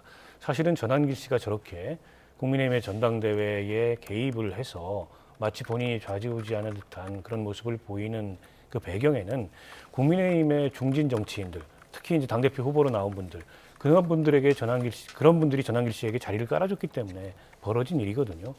과거에 윤상현 의원이 행사하면서 전환길 씨 불러가지고 인사말 시키고 장도경 의원이 토론자 시키고 그러면서 그 자리에 송원석 원내대표도 앉아 있고 이제 그런 배경에서 전환길 씨가 입당을 해서 저렇게 전당대회 전면에 나서고 있고 어떻게 보면 후보들보다 더 부각이 되고 있는 거잖아요. 이거는 국민의힘 정치인들이 자초한 책임이지 이걸 언론 탓을 할 문제가 아니라고 생각하고요. 송원석 원내대표가 지금이라도 엄격하게 전환길 씨한테 경고하고 지난번에 윤리에서의 징계도 그런 경징계가 아니고 단호한 징계를 내렸다면 그런 일이 일어나겠습니까? 결국 이제 전환길 씨로 대표되는 그런 강성 지지층의 어쨌든 기반, 표심 이런 것들을 정치에 동원하려고 하는 이제 그런 후보들이나 혹은 당의 중진 정치인들의 생각 때문에 전환길 씨 같은 사람이 계속 저렇게 당에 개입하고 있는 게 아닌가 싶고요. 그래서 이제 누가 지도부가 되든 간에 그 거리를 어떻게 유지할 건가 이게 굉장히 중요한 과제가 될 것 같아요. 계속 저렇게 이 보수 유튜버들, 강성 지지층에 심지어는 윤호개인 부정선거 음모론을 얘기하는 사람들한테 당이 휘둘리기 시작하면 누가 당대표가 되더라도 국민의힘의 무슨 변화, 쇄신 이런 걸 기대하기는 어려운 상황이 아닌가 싶습니다. 예. 앞서 대담 중에 언급된 여론조사 정보를 말씀드리겠습니다. 리얼미터가 에너지경제신문 의뢰로 지난 13일에서 14일 전국 18세 이상 유권자 1,001명을 상대로 무선 자동응답 ARS 방식으로 조사를 했습니다.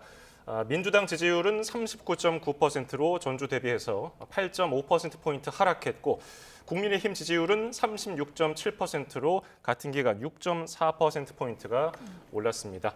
자세한 사항은 중앙선거 여론조사 심의위원회 홈페이지를 참고하시길 바라겠습니다. 지금까지 박원석 전 의원, 정호김 전 새누리당 의원이었습니다. 두 분 감사합니다. 감사합니다.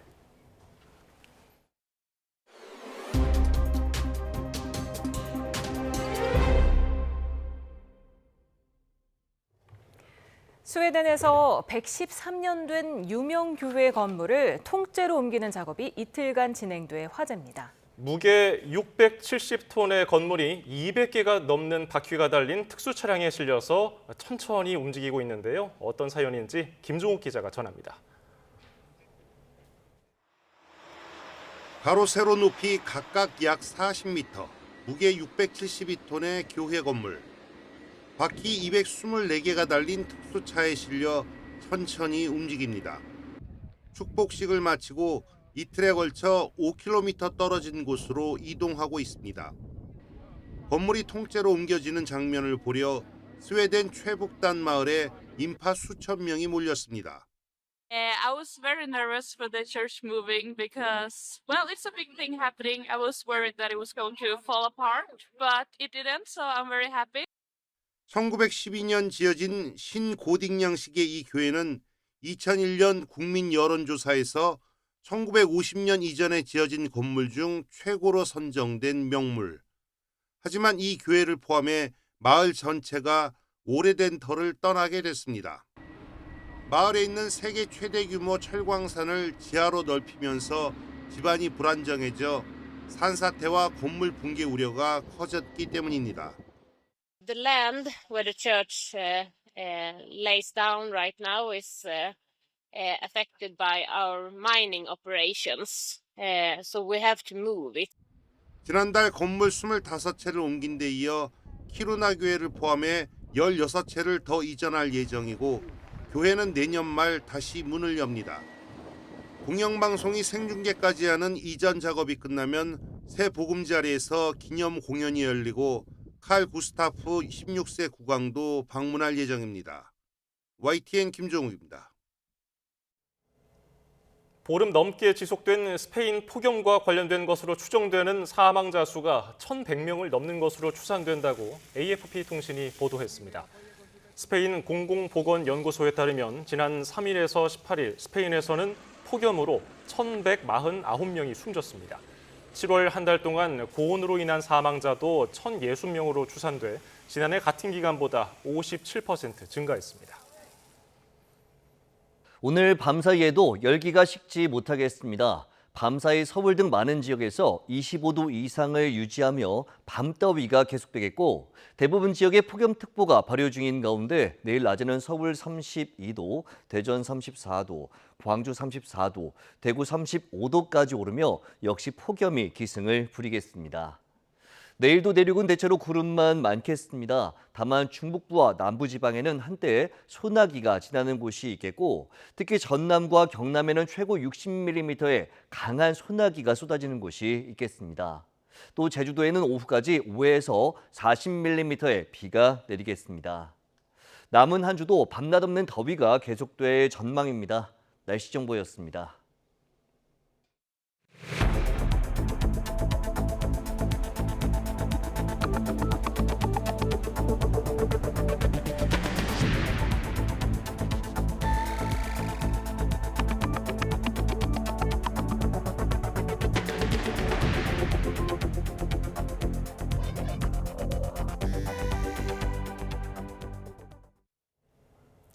건강 문제로 오늘 특검 조사에 불응한 김건희 씨가 내일 다시 특검 조사를 받습니다. 특검은 김 씨 구속 기한을 연장했는데 김 씨는 최근 지인과의 접견에서 복잡한 심경을 내비친 것으로도 전해집니다. 김철희 기자입니다. 김건희 씨 관련 수사를 이어가고 있는 민중기 특별검사팀이 김 씨에 대한 세 번째 소환 조사를 진행합니다. 김 씨가 건강상 이유로 출석이 어렵다고 밝혀 조사가 불발된 지 하루 만입니다. 김건희 씨는 오전에 구치소에서 진료를 받은 뒤 오후쯤 특검팀에 출석해 조사를 소화할 예정입니다. 이번에는 아직 조사가 이루어지지 않은 건진법사 전성배 씨 관련 혐의에 대해 질문이 집중될 거로 보입니다.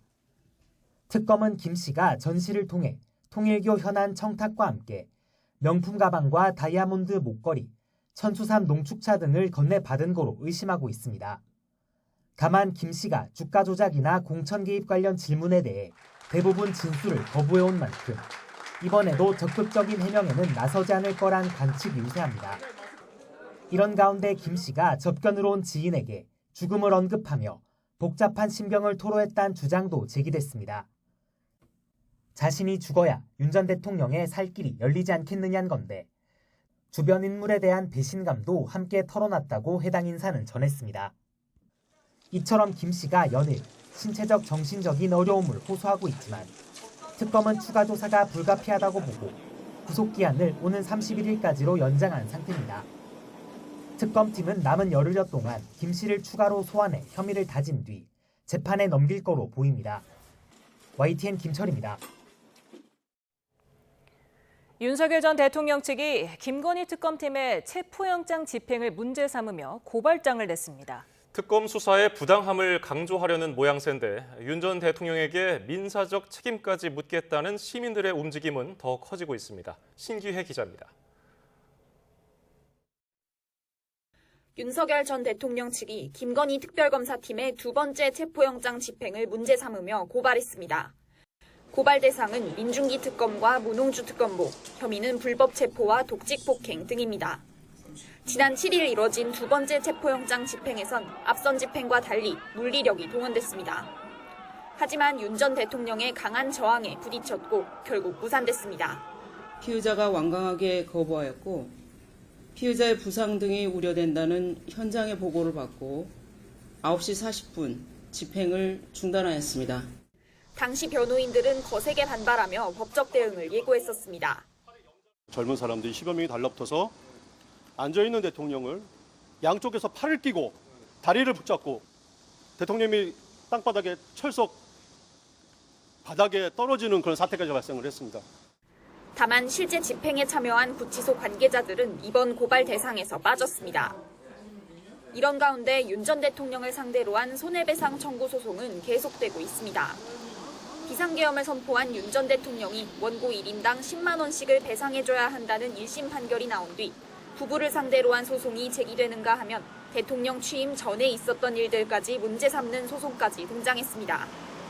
윤 전 대통령의 재산을 가압류하려는 시도도 이뤄지고 있습니다. 윤 전 대통령이 특검 수사에 부당함을 강조하고 있지만 오히려 민사 책임까지 함께 물으려는 시민들의 움직임은 더욱 커지는 모양새입니다. YTN 신기혜입니다. 김건희 특검팀이 건진법사 청탁 의혹과 관련해 통일교 총재 전 비서실장을 다시 소환했습니다. 해당 의혹과 김건희 씨의 연결고리인 건진법사 전성배 씨는 내일 구속 갈림길에 섭니다. 안동준 기자입니다. 한학자 통일교 총재 비서실장이자 최상위 행정조직 부원장을 지낸 정모 씨가 특검의 피의자 신분으로 출석했습니다. 지난 8일 첫 특검 조사를 받은 이후 이번이 두 번째입니다. 통일교 내에서 2인자로 알려진 정 씨는 YTN 인수 등 교단 현안을 청탁하기 위해 김건희 씨에게 명품 가방 등을 건넨 의혹에 이른바 윗선으로 꼽힙니다. 이미 같은 의혹으로 구속된 윤영호 전 통일교 세계본부장은 윗선의 허가를 받은 일이라고 주장했는데 정 씨는 교단 차원의 개입 여부를 확인하기 위한 핵심 인물로 꼽힙니다. 정 씨는 얼마 전 통일교 내 모든 직에서 물러났는데 특검은 꼬리 자르기가 아닌지 의심하고 있습니다. 현안 청탁을 위한 통일교 측 선물을 김건희 씨에게 전달한 혐의를 받는 건진법사 전성배 씨는 구속 갈림길에 섰습니다. 전 씨는 지난 18일 첫 특검 조사에서도 통일교 측으로부터 청탁성 선물을 받았지만 김건희 씨에게 전달하지 않았다는 입장을 유지했습니다. 하지만 전 씨 진술이 일관되지 않을 뿐더러 사실관계와 다른 부분이 있다는 게 특검의 시각입니다. 전 씨는 수사가 시작된 이후 주거지를 여러 차례 옮겼는데 특검은 이를 바탕으로 구속심사에서 증거인멸과 도주 우려를 주장할 걸로 보입니다.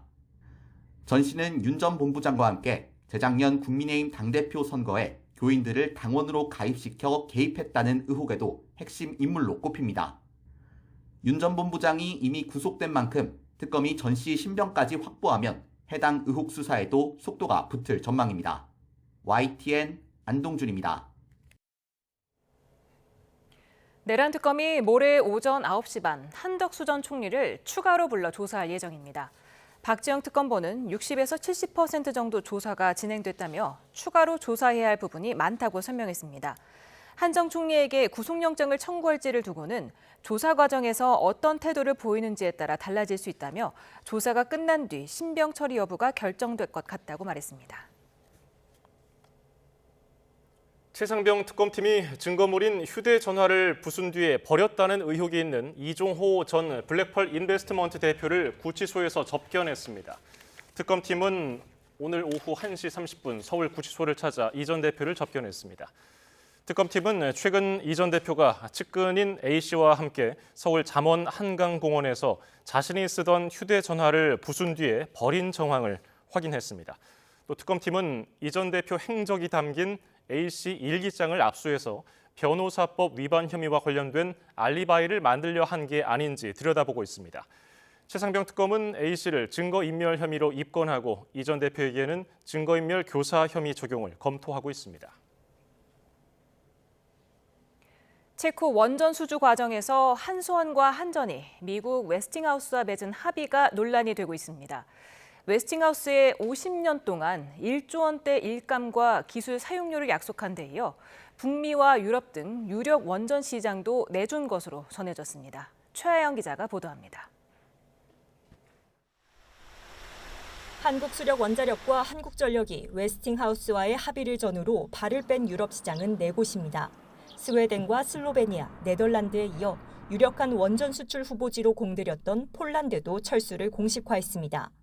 폴란드는 새 정부가 들어오면서 원래 투트랙으로 진행하고 있던 정부 사업과 국영기업 사업이 있었는데 국영기업 사업을 새 정부가 안 하겠다고 했습니다. 그래서 저희가 철수를 했습니다. 체코 원전 수주 당시 유럽 진출의 교두보를 마련했다며 축포를 터뜨렸지만 정반대 행보에 웨스팅하우스와의 합의가 영향을 미친 것 아니냐는 의혹이 나왔습니다. 그때마다 정부와 한수원은 체코 수출과 소형 모듈 원자로에 집중하기 위한 것이라며 부인했지만 웨스팅하우스와 맺은 합의문에는 사실상 유럽 시장을 양보하는 내용이 담긴 것으로 전해집니다. 웨스팅하우스는 북미와 체코를 제외한 유럽연합, 영국, 일본 등에서, 한수원과 한전은 동남아시아와 중앙아시아, 남아프리카 등에서 수주 활동을 할 수 있다고 명시한 것으로 알려졌습니다. 왜 올해 원전 수주전에서 스웨덴 2기, 슬로바니아 1기, 네덜란드 2기 사업에서 철수했나요? 저희가 유럽 시장에서 이렇게 힘을 계속 쓸 거냐 아니면 미국 시장을 겨냥할 거냐 해서 미국 시장을 겨냥해야 된다라는 결론을 얻었습니다. 다만 황 사장의 말처럼 한수원은 웨스팅하우스와의 합의 과정에서 합작 투자 형식으로 미국 등 원전 시장에 진출하는 방안을 논의한 것으로 전해집니다. 이번 한미 정상회담에 맞춰 합의가 이루어질 전망으로 이렇게 되면 한수원은 미국뿐 아니라 유럽 등 다른 나라에 진출할 수 있는 기회를 얻을 것으로 보입니다. YTN 최하영입니다. 분단 이후 사상 전향을 거부하고 수십 년씩 복역했던 생존 비전향 장기수들이 죽어서는 고향 땅에 묻히고 싶다며 북한으로 송환을 요청했습니다. 우리 정부는 인도적 차원에서 검토하겠다는 입장이지만 남북 간의 소통이 끊겨서 뚜렷한 방법은 없는 상황입니다. 나혜인 기자가 보도합니다.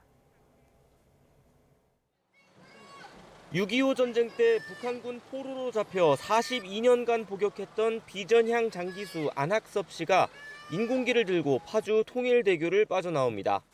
올해로 95살, 더 늦기 전에 북으로 돌아가겠다며 판문점 진입을 시도했다가 군이 제지해 발길을 돌린 겁니다. 이념, 내 생활 행동에 대한 기초가 북이기 때문에 고향으로 가고 싶은 데까지 참을 수 없이 그랬더라고요.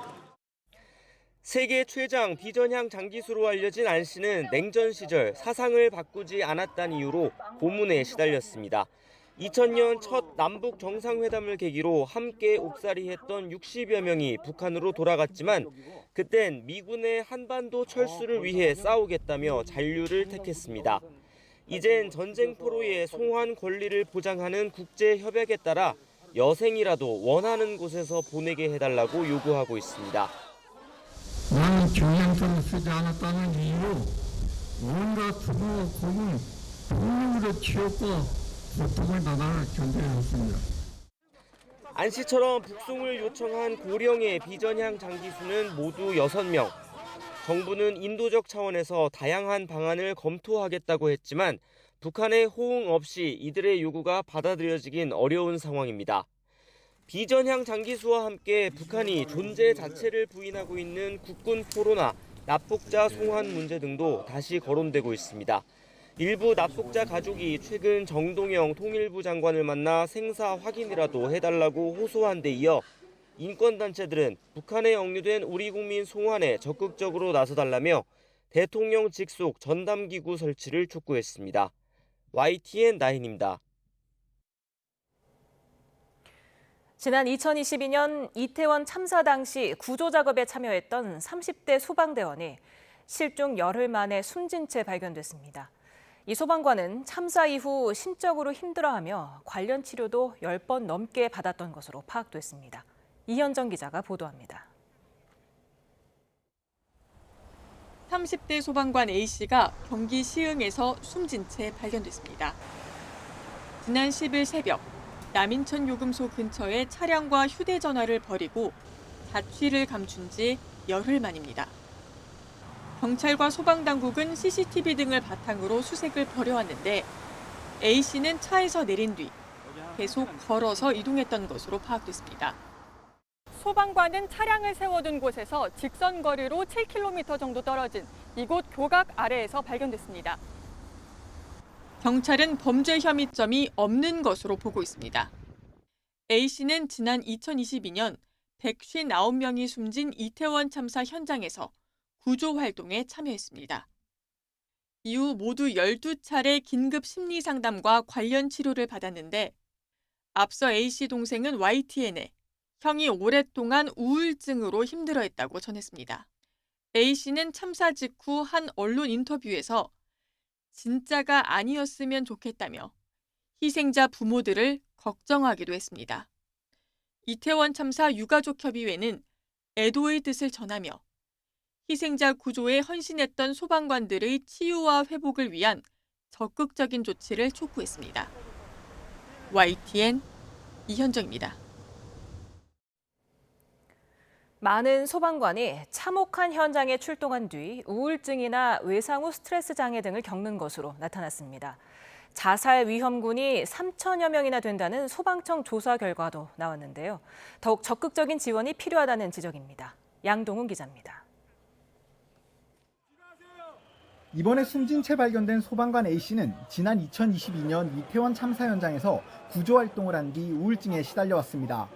A씨뿐 아니라 소방관들은 참사나 사고 현장에 자주 투입될 수밖에 없는데 현장에서 경험한 기억이 떠올라 괴로움을 겪는 경우가 많습니다. 노인분이 아무 소식 없이 사망하셨다든지 이런 경우에 가게 되면은 현장이 많이 부패돼 있어요. 그런 부분들도 구급대원들한테는 크게 다가오죠. 지난해 소방공무원 마음건강 설문조사 결과를 보면 참여한 6만여 명 중 5.2%에 달하는 3,100여 명이 자살 위험군에 속하는 것으로 나왔고 외상 후 스트레스 증후군과 우울증을 겪는 경우도 각각 7.2%, 6.5%로 나타났습니다. 소방당국도 소방대원들의 마음 건강을 챙기기 위해 찾아가는 상담실을 도입하는 등 다양한 지원 방향을 고민하고 있지만 아직 부족한 부분이 있다는 지적도 나옵니다. 심리 상담이나 치료에 대한 접근성이 여전히 좋지 않고 스스로가 꺼리는 경우도 있다는 겁니다. 죄책감 때문에 한동안 심리 치료도 못 받고 있었어요. 특히나 구조대원 같은 경우는 또 나약하게 생각을 하게 되니까 또 이제 심리 치료를 잘 받지 않는 경향도 있고요. 전문가들은 관련 교육을 이수한 동료 상담 스페셜리스트를 육성해 서로의 마음을 돌보고 지키게 할 필요가 있다고 제언합니다. 대부분 근데 첫 시작을 잘 못하세요. 이제 훈련받은 소방관들한테 이걸 털어놓게 하는 거죠. 이게 접근성을 높이는 데 굉장히 도움이 된다고 보고되고 있고요. 시민의 생명과 안전을 지키는 소방대원들이 자신의 안전도 함께 돌볼 수 있도록 더욱 적극적이고 충분한 지원이 이루어져야 한다는 지적입니다. YTN 양동훈입니다. 이재명 대통령에 이어서 김민석 국무총리까지 꼼꼼한 검찰 개혁을 주문하자 정치권 안팎에서는 검찰 개혁 속도 조절론에 힘이 실리는 모습입니다. 당정이 검찰 개혁 입법 시기, 즉 속도를 놓고 온도차를 보이고 있는 가운데 여권 내부에서도 이견이 표출되고 있습니다. 황보혜경 기자입니다. 경북 경주를 찾아 현장 최고위원회의를 주재한 더불어민주당 정청래 대표. 검찰 해체는 검찰 스스로 하고 있는 것 같다며 검찰에 대한 비판 수위를 높였습니다. 검찰이 건진법사 수사 과정에서 돈다발 핵심 증거를 분실한 사건을 콕 집어 검찰개혁 필요성을 재차 강조한 겁니다. 실무자 실수로 잃어버렸다는 말인데 정말 믿어지지 않습니다. 검찰 스스로 검찰에게 압수수색하고 수갑을 스스로 채우시기 바랍니다. 하지만 최근 검찰개혁 속도를 놓고 신중론 메시지가 잇따르고 있습니다. 앞서 이재명 대통령이 쟁점 사안과 관련해 속도를 내되 졸속은 안 된다고 강조한 데 이어 김민석 국무총리도 검찰개혁은 정당 간 충분한 조율 시간을 가져야 한다고 당부했습니다. 강훈식 대통령 비서실장 역시 검찰개혁을 신중하고 꼼꼼하게 해야 한다고 밝혔습니다. 이에 대해 민주당은 내실을 다져야 한다는 취지일 뿐 개혁의 후퇴는 없다고 선을 긋고 있습니다. 그러면서 검찰개혁을 포함한 3대 개혁 과제를 9월 정기국회에서 반드시 처리하겠다는 목표도 재확인했습니다. 그러나 내부에선 의견이 분분한 모습도 확인됩니다. 원내 지도부가 정 대표의 추석 전 검찰개혁 입법 완료는 정치적 메시지란 해석을 내놓으면서 엇박자 논란이 나오고 있는 겁니다. 입법이 완료되는 것은 좀 더 시간을 필요로 하지 않을까 싶습니다. 정기국회 내 연말까지잖아요. 네. 이런 가운데 민주당은 오는 26일 검찰개혁 최종안 확정을 앞두고 비공개 실무 당정협의회를 열며 막바지 논의에 들어갔습니다. 반면 국민의힘은 여권 내 미묘한 의견 차이를 고리로 검찰개혁법 반대 목소리를 높이고 있습니다. 굳이 총리와 대통령 비서실장이 나서서 그런 언급을 할 이유는 별로 없지 않겠습니까? 검찰 개혁인지 검찰 개악인지를 다시 한번 짚어봐야 됩니다. 민주당은 거침없는 개혁 드라이브로 지지율 반등까지 꾀한다는 전략입니다. 다만 당정 간 온도차가 이어지며 엇박자 논란은 좀처럼 수그러들지 않고 있습니다. YTN 황보혜경입니다. 국민의힘은 당사 압수수색 저지에 연일 총력전을 펴는 동시에 야당 탄압을 고리로 여론전에도 화력을 쏟고 있습니다. 이재명 대통령 측근으로 꼽히는 김용 전 민주연구원 부원장 보석 석방을 두고도 비판 목소리를 높였는데 민주당은 정치검찰의 조작 수사를 바로잡는 차원이라고 맞섰습니다. 박정현 기자입니다. 김건희 특검의 압수수색 영장 만료를 앞두고 당사에서 기자간담회를 자청한 송원석 비대위원장. 영장에 기재된 범죄 사실 가운데 어떤 것도 당원 가입과 관련 있는 내용은 없다면서 당원 명부 압수수색은 사실상의 검열 시도라고 협조할 수 없다는 뜻을 거듭 분명히 했습니다. 그런 논리라면 20대 대선 당시 민주당 경선 과정에 신천지가 개입했다는 의혹도 같이 규명하라고 역공을 폈습니다. 국민의 정치적 활동과 일상생활을 감시하겠다는 이재명식 빅브라더 정치라고 생각합니다. 김어준이 제기한 신천지 전대 개입 의혹부터 진상 규명해 봐야 되지 않겠습니까? 김용 전 민주연구원 부원장의 보석 석방을 두고는 대통령 측근 구하기라고 날을 세웠습니다. 조국 윤미향부터 면죄부 행렬이 줄줄이 이어진다며 사법부가 권력에 무릎을 꿇은 상징적 장면이라고 지적했습니다. 다음은 정진상, 이화영입니까? 대한민국을 면죄부 공화국으로 만들 작정입니까? 민주당 의원들과 지지자들은 교도소 정문에서 김 전 부원장을 맞이하며 엄호에 나섰습니다. 대법원이 무죄 취지로 사건을 돌려보내 다시 재판을 열어야 한다고 목소리를 높였습니다. 정치검찰들의 희생되신 동지들이 아직 많이 남아있습니다. 이화영 부지사 접견도 하고 왔는데 굉장히 힘든 시간들을 보내고 계십니다.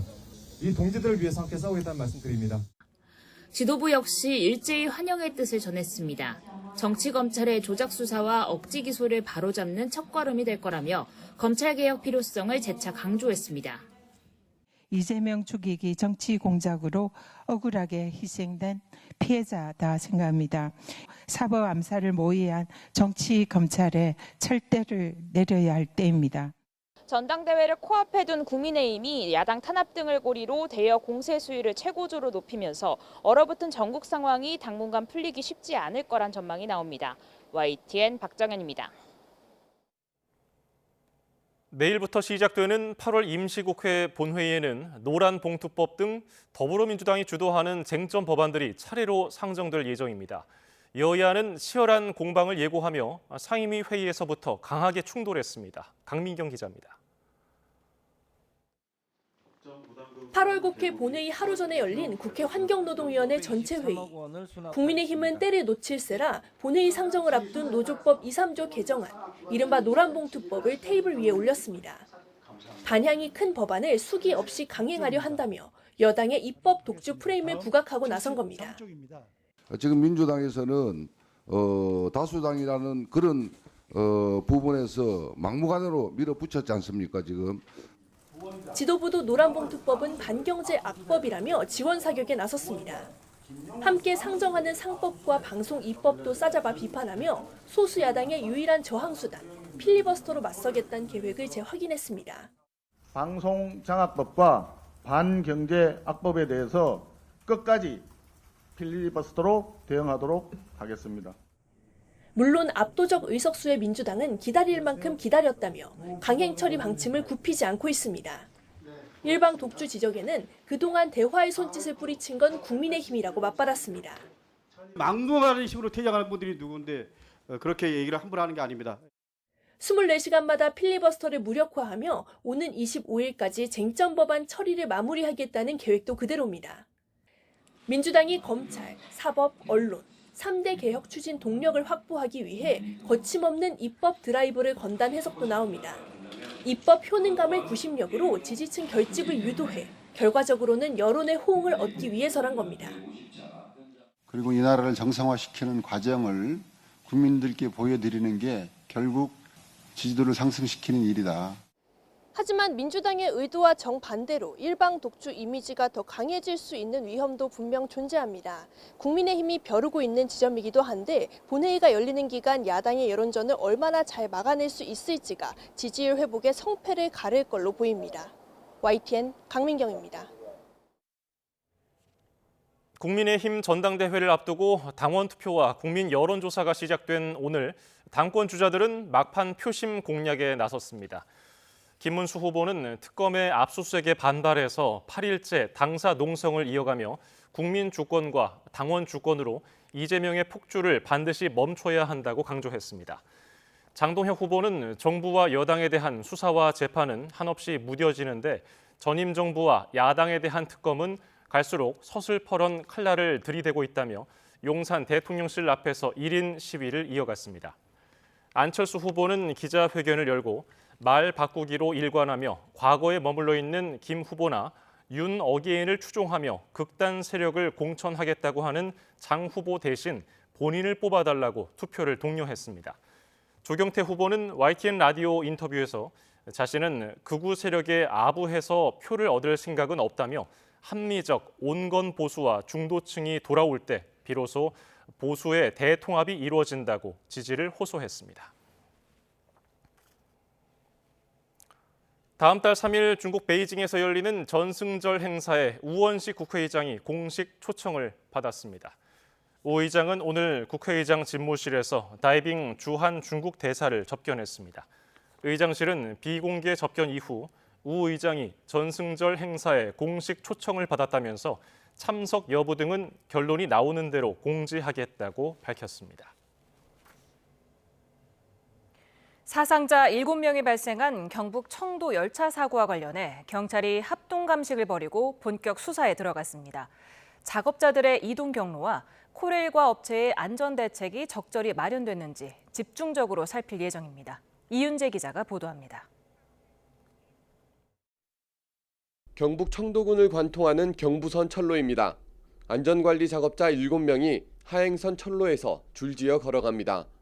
무궁화호 열차 사고가 발생하기 전 점검 대상인 비탈면을 향해 이동하는 모습입니다. 작업자들은 선로 밖에서 이동하고 작업하는 상례 작업으로 인가받고 투입됐지만 현장은 달랐던 겁니다. 점검 용역은 위험 지역 2m 바깥에서 이루어지는 상례 작업으로 인해서 열차 운행 선상에서 작업을 시행하는 작업이었습니다. 전담 수사팀을 꾸린 경찰은 합동 감식으로 사실 확인에 들어갔습니다. 열차 운행을 1시간 동안 멈추고 이뤄진 감식에선 정확한 사고 위치와 이동 경로, 경보장치 작동 여부 등을 집중적으로 점검했습니다.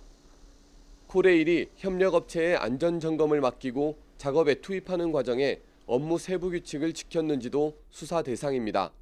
경찰은 또 건강을 회복한 작업자 진술 조사를 시작했고 기관사 조사도 준비하는 등 사실 규명에 속도를 내고 있습니다. 사고 위치, 또 그 상황, 형상, 또 사고자들이 어떻게 어떤 쪽으로 이렇게 피해가 있었는지 등등 그 사안을 명백하게 하기 위해서 오늘 관계기관하고 합동 감식을 했습니다. 숨진 협력업체 직원의 빈소는 침통한 분위기 속에 조문객 발길이 이어졌습니다. 정부와 정치권 인사의 잇따르는 조문 속에 유가족은 울분을 터뜨리며 수사를 촉구했습니다. 선로나 어디 작업을 하면 다 알지 않습니까? 그 관계 기관에서는 그죠? 몇 시 어디 작업한다는 그런 거는 그렇잖아요. 그런 거 기본적으로 다 알잖아요, 그죠? 경찰에 이어 검찰도 전담팀을 꾸렸고 정치권도 눈여겨보는 가운데 사고 원인을 밝힐 수사에 관심이 쏠리고 있습니다. YTN 이윤재입니다. 이번 경북 청도 열차 사고 6년 전에도 경남 밀양에서 비슷한 사고가 있었습니다. 열차가 선로를 보수하던 노동자들을 덮친 건데요. 같은 사고가 반복됐다는 점에서 코레일의 안일한 대응이 도마에 올랐습니다. 허성준 기자가 보도합니다. 지난 2019년 경남 밀양에서 안타까운 사고가 발생했습니다. 밀양역으로 들어오던 새마을호 열차가 선로 보수 작업에 나섰던 노동자 3명을 덮친 겁니다. 이 사고로 1명이 숨지고 2명이 크게 다쳤습니다. 열차 접근을 무선으로 알리는 신호원이 있었지만 사고를 막지 못했습니다. 작업 인부들이 옆으로 이렇게 서서 비켜가지고 딱 붙어 서갖고 이렇게 있더라고요. 그 기계 소리가 따다다다다다 하니까 위에서 열차가 오도 이 사람들이 감지를 못하는 그런 상황이더라고요. 밀양역 사고 후 코레일은 침목 교환이나 자갈 다지기 등 선로 2m 안에서 작업할 때 열차 운행을 중단하도록 규정을 강화했습니다. 하지만 2m 밖 작업은 여전히 열차 운행과 상관없이 이뤄져 왔습니다. 이번 사고 역시 운행 차단이 이뤄지지 않은 상태에서 노동자들이 작업 현장으로 이동하다 변을 당했습니다. 전국 철도 노동조합은 이번 사고가 예견된 인재라며 총체적인 안전점검을 진행해야 한다고 주장했습니다. 매번 사고가 날 때마다 땜질식 처방에 머물러 유사한 사고가 반복된다며 구조적이고 시스템적 원인을 밝혀야 제2의 제3의 사고를 막을 수 있다고 강조했습니다. 이와 관련해 코레일이 공기업 경영평가에 부정적인 영향을 우려해 안전조치를 과감하게 시행하지 못한다는 지적도 제기됐습니다.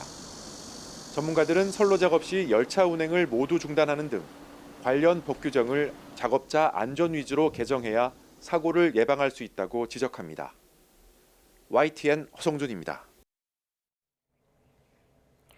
김영훈 노동부 장관은 경북 청도 열차 사고와 관련해 국토부 장관을 중대재해처벌법상 책임을 지는 경영 책임자로 볼 수 없다고 말했습니다. 김 장관은 오늘 국회 환노위 회의에서 코레일 지분을 정부가 갖고 있으니 국토부 장관에게 책임을 물을 수 있는 것 아니냐는 국민의힘 의원 주장에 국토부는 경영 책임자가 아니라 감독기관이라고 답했습니다. 미국 트럼프 행정부가 반도체 보조금을 주는 대가로 기업 지분을 확보하는 방안을 검토하는 가운데 삼성도 그 대상이 될 수 있다는 보도가 나왔습니다. 미국 정부가 정책 목표 달성을 위해 기업 문제에 직접 개입하려 한다는 비판이 나옵니다. 권준기 기자입니다. 백악관은 미국 반도체 기업 인텔의 지분 10%를 정부가 사들일 거란 보도가 맞는다고 확인했습니다. 반도체 공장을 짓는 대가로 주기로 했던 보조금 대신 지분 투자를 하겠다는 겁니다. 백악관 브리핑에서는 인텔 말고 다른 반도체 기업 지분도 확보할 건지 질문이 나왔습니다.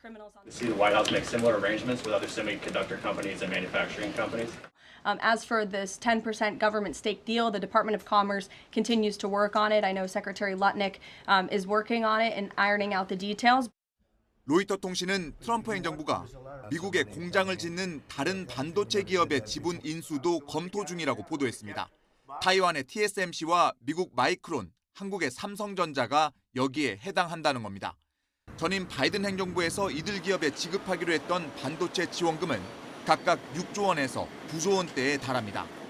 러트닉 상무장관은 부유한 기업에 보조금을 줄 이유가 없다며 지분 투자를 통해 미국 납세자를 위한 이익을 얻을 것이라고 말했습니다. 경영에 개입할 뜻은 없다고 선을 그었지만 시장 경제에 역행한다는 비판이 나오고 있습니다. 블룸버그 통신은 엔비디아 매출 15%를 걷고 반도체 기업 지분을 인수하려는 움직임을 지적하며 정부가 기업 문제에 직접 개입할 의향이 있음을 분명히 한 거라고 평가했습니다. 특히 정부가 민간 기업 최대 주주가 되려는 움직임은 전례가 없던 것으로 중국 모델이 미국에 스며드는 것 같다는 전문가 말을 전했습니다. 트럼프 대통령은 지난 6월 일본 제철의 US 스틸 인수를 승인하면서 중요 경영 사안에 거부권을 갖는 황금줄을 미국 정부에 넘길 것을 요구했습니다. YTN 권준기입니다. 도널드 트럼프 미국 행정부가 외국인 입국자와 유학생에 대한 심사를 강화한 데 이어서 장기 치료 신청자에 대해서도 소셜미디어를 뒤져 반미 견해를 보인 적이 있는지 심사를 할 계획입니다. AFP 통신은 미 국토안보부 산하 이민국이 미국 시민권 신청자들의 SNS 게시물을 심사 대상에 포함해서 미국에 반하는 견해가 있는지 찾아내라는 개정된 지침을 내려보냈다고 보도했습니다. 매슈 트랙에서 이민국 대변인은 미국을 증오하고 반미 이념을 가진 이들에게 미국의 특혜가 돌아가서는 안 된다면서 거주와 취업을 포함한 이민 특혜는 권리가 아닌 특권이라고 말했습니다.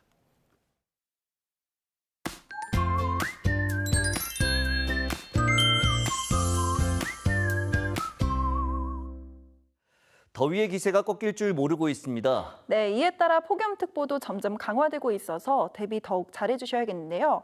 오늘 밤 사이에도 더위가 식지 못하겠습니다. 네, 내일 서울 아침 기온이 25도 등 많은 지역에서 열대야가 나타나겠고요. 한낮에는 서울 기온이 32도, 강릉 35도, 광주 34도, 대구 35도까지 오르면서 날이 무척 덥겠습니다. 이렇게 덥고 습한 날씨에 땀도 쉽게 나지만 한 번 나면 잘 멈추지도 않는데요. 이럴 때 시금치나 우유, 토마토 등 비타민 B가 풍부한 음식을 먹으면 땀을 조금은 줄일 수 있습니다. 그리고 땀을 많이 흘릴 경우 전해질이 부족해지며 건강을 해칠 수 있기 때문에 녹색 채소와 견과류, 수박이나 오이 등도 함께 섭취하는 것이 좋겠습니다. 내일 내륙에는 대체로 구름만 많겠습니다. 다만 대기 불안정으로 중북부와 남부 곳곳에 한때 소나기가 내리겠고 특히 전남과 영남에는 최고 60mm로 짧은 시간 강하게 쏟아질 수 있겠습니다. 또 제주도에는 새벽부터 오후 사이 5에서 40mm의 비가 오겠고요. 비나 소나기가 돌풍과 벼락을 동반해 요란하게 내릴 수 있어서 주의하셔야겠습니다. 이번 주말은 선선한 가을을 맞이하게 된다는 절기 처서인데요. 처서를 전후해서도 무더위의 기세는 꺾이지 않을 전망입니다. 날씨 캔버스의 김수연, 정세현이었습니다.